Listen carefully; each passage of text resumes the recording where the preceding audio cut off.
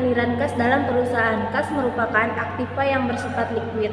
Kas dibutuhkan untuk membayar atau membiayai operasional perusahaan, pembelanjaan bahan baku, pembayaran utang atau kewajiban, pembayaran upah atau gaji karyawan, dan pembayaran bentuk lainnya secara tunai. Pengeluaran kas dalam pembayaran biasanya disebut aliran kas keluar atau cash outflow. Penerimaan kas hasil penjualan secara tunai, penerimaan piutang usaha atau dagang, dan penerimaan bentuk lainnya disebut dengan aliran kas masuk, cash inflow. Motif dalam memiliki kas atau uang tunai. Yang pertama, motif transaksi. Perusahaan atau entitas perlu merealisasikan berbagai transaksi lainnya, yakni seperti pembayaran upah atau gaji karyawan, pembayaran kewajiban atau utang, pembelanjaan bahan baku, dan lainnya. Yang kedua, motif berjaga-jaga. Bertujuan untuk berjaga-jaga jika adanya kebutuhan yang bersifat mendesak.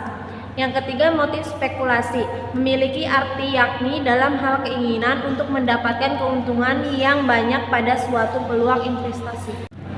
Sumber arus kas dalam pengaturan manajemen kas. Yang pertama, perolehan transaksi perdagangan termasuk ke dalam bentuk piutang. Yang kedua, penjualan aset tak lancar. Yang ketiga, terdapat tambahan dana dari pemilik entitas. Yang keempat, adanya bukti terhadap utang seperti utang bank, obligasi, atau wesel tagih. Yang kelima, penghasilan yang didapat dari luar usaha yang dijalankan seperti bunga. Yang keenam, asal perolehan kas dari pembagian saham, hadiah, pembayaran sewa, bahkan pajak pada periode sebelumnya. Penyusunan anggaran, budget, penerimaan, dan pengeluaran kas. Penerimaan kas merupakan gambaran penerimaan dana pada periode tertentu yang berasal dari penjualan secara tunai, penerimaan bunga, penerimaan piutang. Pengeluaran kas merupakan gambaran pengeluaran yang dilakukan oleh entitas seperti pembelanjaan bahan baku, pembayaran upah atau gaji karyawan, serta pembayaran-pembayaran lainnya yang bersifat tunai. Manajemen kas. Manajemen kas ialah sistem pengelolaan atau sistem pengaturan terhadap keuangan perusahaan pada arus kas, di mana perusahaan berusaha mempertahankan likuiditasnya dari aset perusahaan. Tujuannya ialah terkait likuiditas, di mana kas harus dimanage agar siap digunakan dalam keadaan-keadaan tertentu. Maka manajemen perusahaan harus memperhatikan likuiditas pada kas yang dimiliki perusahaan. Model manajemen kas, model bemol. Model kas ini disebut juga model persediaan karena bemol mengikuti adanya persamaan antara manajemen persediaan dengan manajemen kas. Model Miller and Orr merupakan model untuk kondisi ketidakpastian atas pemakaian kas, di mana pengeluaran kas berfluktuasi dari waktu ke waktu secara acak, menentukan batas atas batas bawah saldo kas, dan menentukan saldo kas yang optimal. Strategi manajemen kas: membayar utang dagang selambat mungkin, tetapi memanfaatkan setiap diskon atau potongan tunai yang menguntungkan bagi entitas. Menghimpun piutang secara mungkin, tetapi jangan menimbulkan akibat pada penurunan penjualan di masa depan. Pengembangan strategi penjualan secara kredit secara himpun piutang harus dibuat dengan tepat.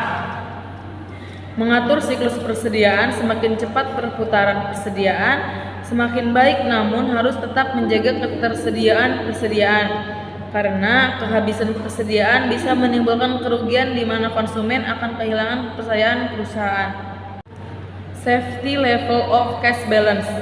Rumus yang digunakan untuk menghitung tingkat keamanan saldo kas minimum adalah jumlah yang diinginkan kali rata-rata harian pengeluaran kas. Contoh, PT GG menentukan bahwa safety of level of cash balance harus cukup jika digunakan untuk menutup pengeluaran yang akan terjadi selama 7 hari. Pengeluaran kas perhitungannya dirata-ratakan berjumlah 600.000, maka safety level cost of balance ditentukan sebesar 4.200.000 hasil dari 7 hari dikali 600.000.